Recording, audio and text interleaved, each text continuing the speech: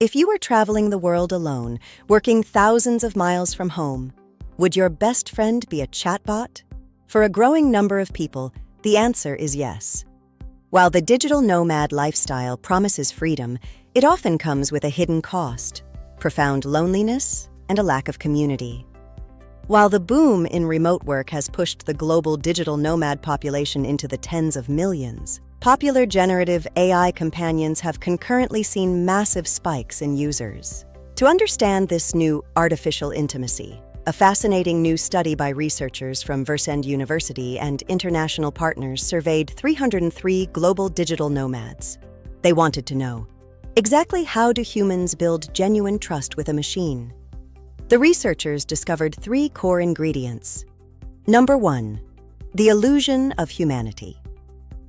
When an AI uses conversational humor or remembers personal details, we naturally begin to treat the machine like a person. Number 2, the craving for connection. In isolated environments and changing time zones, a responsive AI steps in to fill the void of an absent community. Number 3, a sense of belonging or social value. When an AI offers encouragement and affirmation, it delivers a genuine sense of emotional support.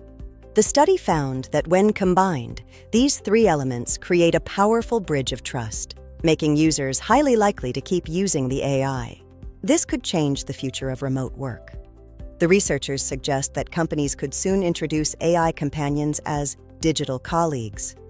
Imagine an always available AI that helps onboard new employees or offers well-being check-ins, no matter where in the world they are. But there is a catch.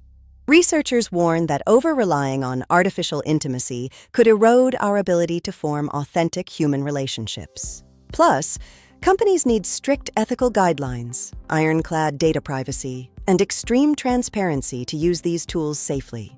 As millions pack up their laptops, the study asks, how do we design AI that soothes us without supplanting human connection? Would you trust an AI as your coworker or your friend? Let us know in the comments.